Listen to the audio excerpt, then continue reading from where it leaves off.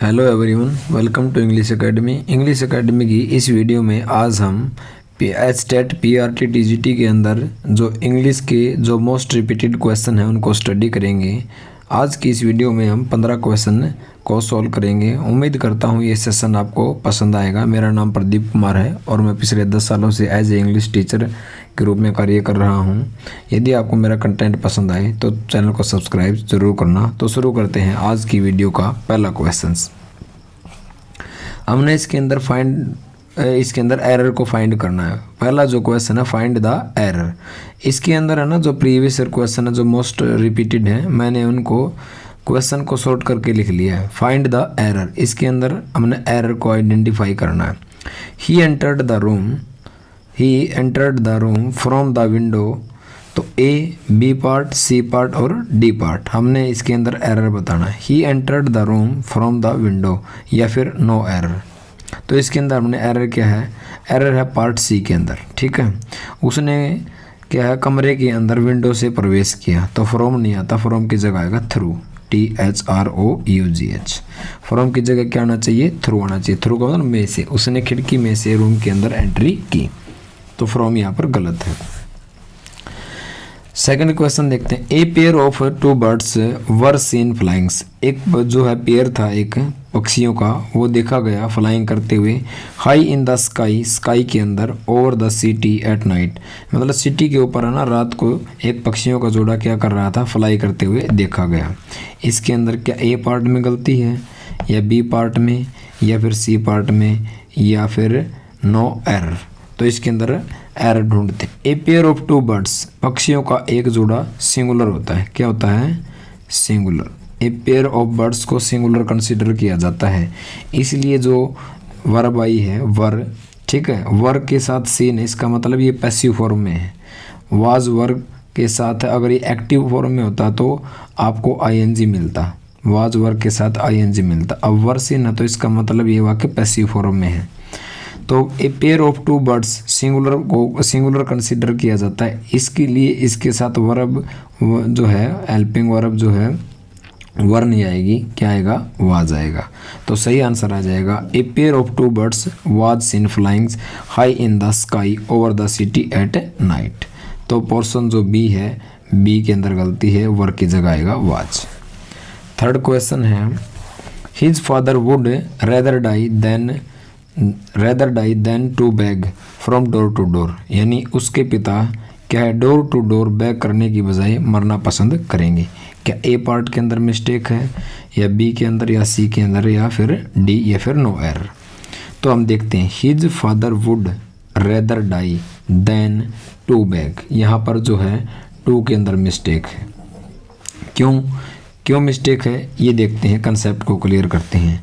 जब भी वाक्य के अंदर वुड आ जाए, क्या आ जाए, वुड आ जाए, या फिर वुड की बजाय देन आ जाए, या फिर एक्सेप्ट आ जाए, EXCEPT, वुड आ जाए, देन आ जाए, एक्सेप्ट आ जाए, हैड सूनर आ जाए, SOONER, हैड सूनर आ जाए और रेदर आ जाए, क्या आ जाए, रेदर। जब भी सेंटेंस में, क्योंकि वुड के बाद, रेदर के बाद, हैड सूनर के बाद, देन के बाद, एक्सेप्ट के बाद, इन सब के बाद बेयर इन्फिनेटिव का यूज किया जाता है। 2 प्लस वर्ब की फर्स्ट फॉर्म को बोलते हैं इन्फिनेटिव, यानी इन्फिनेटिव का यूज नहीं किया जाता। इन्फिनेटिव की जगह वर्ब की पहली फॉर्म आती है और पहली फॉर्म को बोला जाता है बेयर इन्फिनेटिव, बेयर इन्फिनेटिव। तो यहाँ पर सही एग्जैक्ट आंसर आ जाएगा his father would rather die than beg. Infinitive नहीं आएगा, 2 कट जाएगा, तो गलती यहाँ पर है। तो सीधा बैग आएगा, पहली फॉर्म आनी चाहिए। चौथा क्वेश्चन देखते हैं। The manager gave his dash to the proposal. The manager gave his consent, accent, assent, sued. ये 4 में से हमने बताना है। कंसेंट का मतलब होता है सहमति, ठीक है। एक्सेंट का मतलब होता है लहजा, जो हम अंग्रेजी जैसे बोलते हैं, अंग्रेजी बोलते समय हमारा जो एक्सेंट ब्रिटिश है या अमेरिकन है उसको कहते हैं एक्सेंट। एसेंट होता है चढ़ाई, एसेंट का मतलब होता है चढ़ाई, और सूद का मतलब होता है शांत, काम, पोलाइट। तो क्या आना चाहिए, मैनेजर ने इस प्रस्ताव के लिए अपनी क्या दे दी, सहमति दे दी। तो एग्जैक्ट आंसर आ जाएगा कंसेंट। तो क्या जाएगा, कंसेंट। फिफ्थ क्वेश्चन देखते हैं। Student of Saint Xavier's School के जो स्टूडेंट्स थे डैश ऑल द प्राइजेज, यानी all the prizes, bear off, bore away, bore on या bear on. Saint Xavier's School के जो है स्टूडेंट्स ने सारे के सारे इनामों को क्या कर लिया, यानी जीत लिया, सारे इनामों पर विजयी हो गए। तो एग्जैक्ट आंसर आ जाएगा बोर अवे। क्या आ जाएगा, बोर अवे। तो बोर अवे का मतलब होता है विजयी होना। क्या होना, विजयी होना, जीत लेना, विजयी होना, जीत लेना। छठा क्वेश्चन देखते हैं। He generally looked dash on the poor, यानी वो सामान्यतः गरीबों को क्या करता है, फॉर ऑन द पुअर, ठीक है, या लुक्ड फॉर, या लुक्ड अपॉन, या लुक्ड डाउन, या लुक्ड आफ्टर। लुक आफ्टर होता है देखभाल करना, ठीक है। लुक्ड डाउन का मतलब होता है घृणा की दृष्टि से देखना। किसके, घृणा की दृष्टि से देखना। तो वो व्यक्ति कैसा है, सामान्यतः लोगों को किस दृष्टि से देखता है, लुक्ड डाउन, घृणा की दृष्टि से वो लोगों को सामान्यतः देखता है। नेक्स्ट क्वेश्चन देखते हैं। नेक्स्ट में है I prefer chess dash carrom, यानी कि प्राथमिकता दी गई है। कैरम की बजाय मैं चेस को ज़्यादा क्या करता हूँ, प्रेफर देता हूँ, प्राथमिकता देता हूँ। I prefer chess than carrom. तो मोस्टली हम ये सोचते हैं कि इसके अंदर देन ही आएगा, टू, फॉर या फ्रॉम, प्रपोजिशन बन, ठीक है। तो क्या टू आएगा या फोर आएगा या फ्रॉम आएगा। तो हम मोस्टली ये सोचते हैं आई प्रेफर चेस देन कि भाई इसकी बजाय मैं प्रेफर करता हूँ चेस को, लेकिन देन यहाँ पर नहीं आएगा। याद रखना प्रेफर के बाद, ये जो प्रेफर है, प्रेफर के बाद जब भी नाउन या प्रोनाउन या फिर जेरंड आ जाए। जेरंड का मतलब होता है पहली फॉर्म के साथ आईएनजी। जेरंड का मतलब होता है पहली फॉर्म के साथ आईएनजी। तो जब भी प्रेफर के बाद नाउन आए, प्रोनाउन आए या कोई जेरंड आए तो हमें टू का प्रयोग नहीं करना। तो हमें क्या है, टू का यूज करना चाहिए। क्या करना चाहिए, टू का। तो देन की बजाय क्या आएगा, टू आएगा।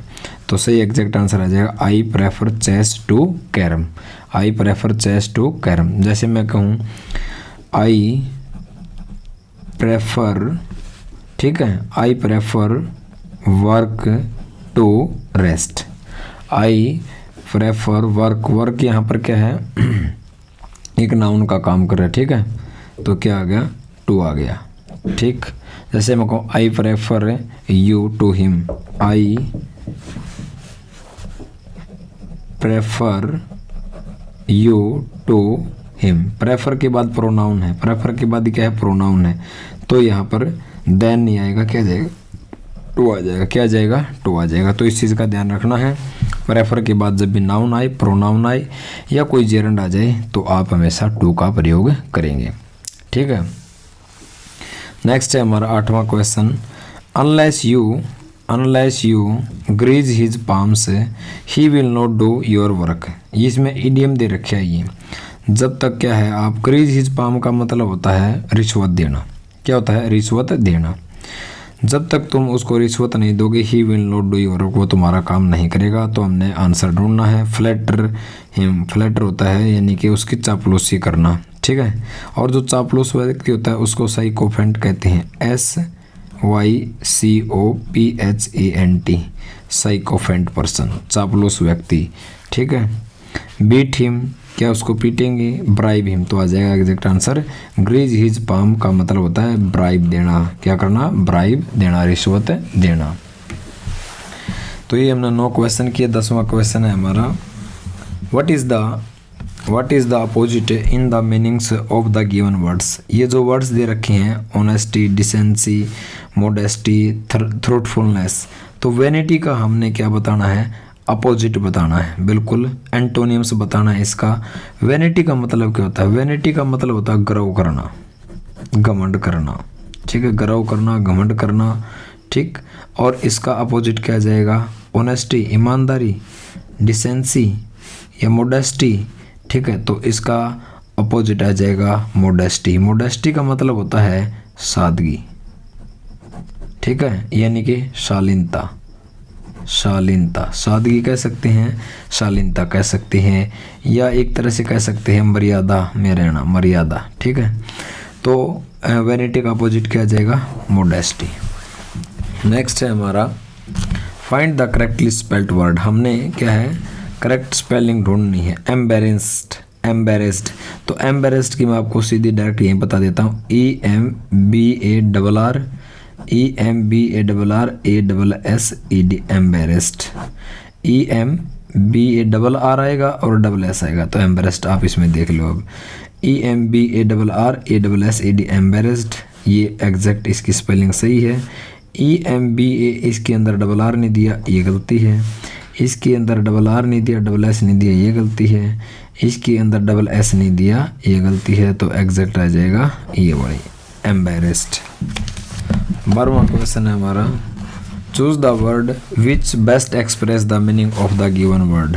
इसमें से हमने बेस्ट एक्सप्रेस, जो सही इसका अर्थ है वो ढूंढना है, यानी कि सिनोनिम्स ढूंढना है एक तरह से।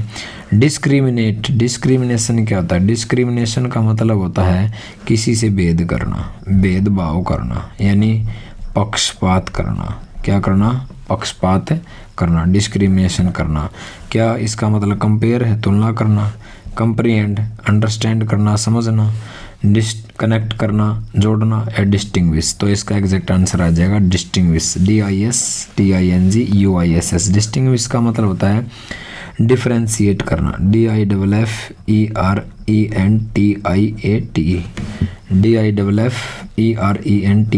डिफरेंशिएट करना, यानी किसी से भेदभाव करना, पक्षपात करना, यानी डिस्क्रिमिनेशन करना। 10वीं क्लास के अंदर एक लेसन है, second lesson main reader book का मंडेला का लेसन है, उसके अंदर ये जो है दे रखा है डिस्क्रिमिनेशन करना, भेदभाव करना। चेंज द इनडायरेक्ट स्पीच, यानी कि हमने इसमें नरेशन चेंज करना है। क्या करना है, नरेशन डायरेक्ट का इनडायरेक्ट बनाना है। तो सबसे पहले तो वाक्य, मैंने ऑप्शन वगैरह नहीं लिखे ताकि समय बचाने के लिए मैं सीधा आपको ये एक्सप्लेन कर दूंगा, समझा दूंगा, ठीक। सबसे पहले तो देखते हैं, he said to him, comma inverted comma शुरू, why did you keep him writings. मैं इसको बेसिक से आपको समझाऊंगा।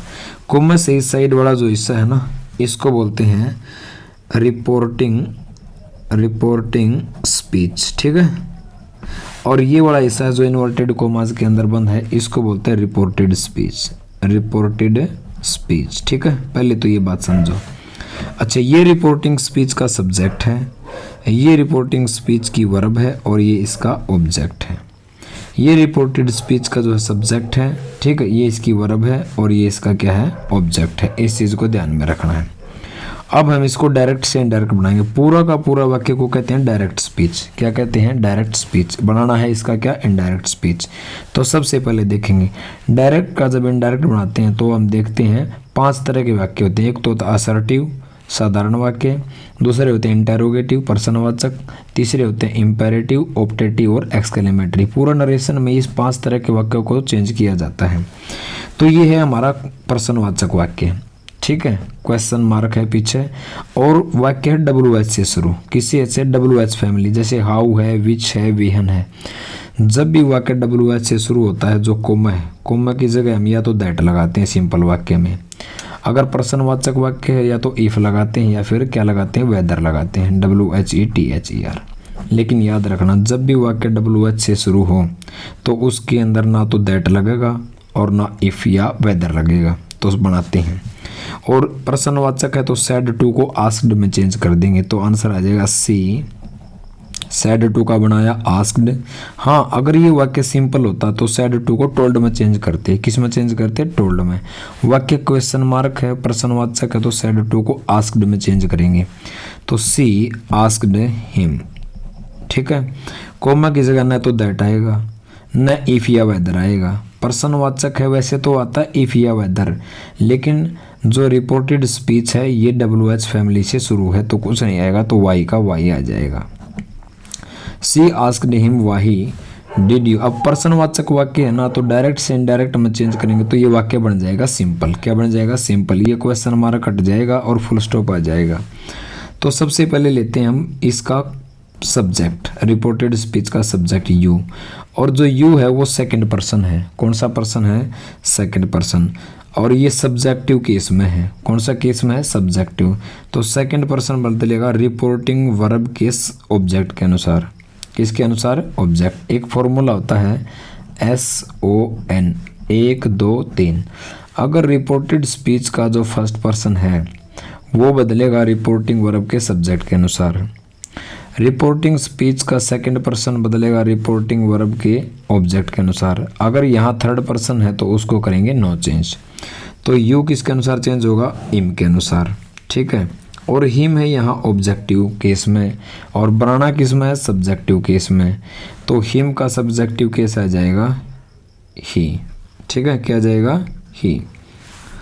तो यू पता चला, I my me, you your you, I my me, we our us ये फर्स्ट पर्सन होते हैं, you your you second person होते हैं, he she it they their them ये थर्ड पर्सन होते हैं। तो सी आस्क्ड हिम, वाही, ही। अब देखते हैं ये टेंस कौन सा है। डिड प्लस वर्ब की फर्स्ट फॉर्म है। डिड प्लस वर्ब की फर्स्ट फॉर्म, इसका मतलब पास्ट इंडेफिनिट टेंस है। और पास्ट इंडेफिनिट टेंस का जब डायरेक्ट से इनडायरेक्ट बनाएंगे तो लगाएंगे ऐड प्लस वर्ब की थर्ड फॉर्म। क्या लगाएंगे? ऐड प्लस वर्ब की थर्ड फॉर्म। तो she asked him, why, he had, keep का क्या हो जाएगा? Kept. Why, he had kept. अब मी देखो, मी यहाँ ऑब्जेक्ट है। मी क्या यहाँ पर ऑब्जेक्ट है, और ऑब्जेक्ट जो है कौन सा? फर्स्ट पर्सन का है, ऑब्जेक्टिव केस में है मी। तो मी किसके अनुसार बदलेगा? रिपोर्टिंग वर्ब का सब्जेक्ट के अनुसार। और सब्जेक्ट क्या है? सी। सी तो है यहाँ सब्जेक्टिव केस में और बनाना है ऑब्जेक्टिव केस में। तो सी का ऑब्जेक्टिव केस आ जाएगा हर। क्या आ जाएगा? हर। और वेटिंग का वेटिंग आ जाएगा, और ये जेरेंट के रूप में वेटिंग। तो आंसर क्या आ गया? सी। सेड टू का बना दिया मैंने आस्क्ड, हिम का हिम, और WH का वाई से शुरू है तो ना दैट आएगा, ना इफ या वेदर तो वाई का वाई। ठीक है। यू क्या है? Second person. रिपोर्टिंग वर्ब ये है, रिपोर्टिंग वर्ब का ऑब्जेक्ट हिम के अनुसार, और हिम जो है हिम का सब्जेक्टिव केस आ जाएगा ही। तो वाही, ही हैड, और डिड प्लस वर्ब की फर्स्ट फॉर्म है, पास्ट इंडेफिनिट टेंस है, तो इसको मैं चेंज करूंगा ऐड प्लस वर्ब की थर्ड फॉर्म में। तो वाही, ही हैड केप्ट मी। मी है हमारा फर्स्ट पर्सन, और मी का केस है ऑब्जेक्टिव केस, इसको बदलेंगे रिपोर्टिंग वर्ब का सब्जेक्ट सी के अनुसार, और सी का ऑब्जेक्टिव केस आ जाएगा हर। तो वेटिंग का वेटिंग। उम्मीद करता हूँ ये आपको समझ में आया होगा। अब अगला है हमारा change the passive form. Passive में चेंज करना है। ठीक है। तो ये है she painted the ceiling. She painted the ceiling. She क्या है? सब्जेक्ट। पेंटेड क्या है? वर्ब। और ये फेल क्या है? ऑब्जेक्ट। जिसको ऑब्जेक्ट का पता नहीं तो मैं आपको ऑब्जेक्ट पता लगाने का ट्रिक बता देता हूँ। जब भी आप वर्ब से वट या हुम लगा के क्वेश्चन करोगे, जब भी आप वर्ब से वट और हुम लगा के क्वेश्चन करोगे तो जो भी उत्तर मिलता है, जो भी आंसर होता है वो ऑब्जेक्ट होता है। क्या होता है? ऑब्जेक्ट। तो देखो मैं क्वेश्चन करता हूँ। She painted what, she painted what, उत्तर मिला सी पेंटेड द सीलिंग। तो सीलिंग क्या होगा? ऑब्जेक्ट। तो पैसिव फॉर्म में क्या करेंगे? ऑब्जेक्ट का बनाएंगे सब्जेक्ट। तो मैं लिखता हूँ द सीलिंग। ठीक है। The ceiling. ऑब्जेक्ट का बना दिया सब्जेक्ट। अब क्या करना है? अब हमने देखना टेंस। वर्ब की सेकंड फॉर्म है, वर्ब की क्या है? सेकंड फॉर्म है, और पास्ट इंडेफिनिट टेंस है। तो जब इसका पैसिव फॉर्म बनाएंगे तो वो वाज और वर्ब में चेंज हो जाएगा। वाज वर्ब प्लस वर्ब की थर्ड फॉर्म। तो आ जाएगा द सीलिंग वाज पेंटेड। ठीक है। अब सब्जेक्ट का ऑब्जेक्ट बनाने से पहले बाई, और सी का जाएगा बाई हर। क्या जाएगा? By her. तो the ceiling was painted by her. और आज की वीडियो का लास्ट क्वेश्चन है फिल द सुटेबल आर्टिकल। हमने इसके अंदर आर्टिकल भरना है। The box was made of dash wood. क्या ए आएगा, एन आएगा, द या कोई भी आर्टिकल नहीं आएगा। तो वुड मटेरियल नाउन है, मटेरियल नाउन और मैटेरियल नाउन से पहले आर्टिकल नहीं आता, ओमिशन आता है। मैटेरियल नाउन से पहले आर्टिकल नहीं आता, ओमिशन आता है, तो इसके अंदर कोई भी आर्टिकल नहीं आएगा। तो आज की इस वीडियो में हमने एचटेट और जो पीआरटी और टीजीटी इंग्लिश के जो क्वेश्चन पूछे जाते हैं उसको, ये मैंने 15 मोस्ट रिपीटेड क्वेश्चंस को मैंने यहाँ पर आपको एक्सप्लेन किया। उम्मीद करता हूँ सेशन आपको पसंद आया होगा। तो प्लीज़ चैनल को सब्सक्राइब ज़रूर करिएगा। Thank you, have a nice day, best of luck.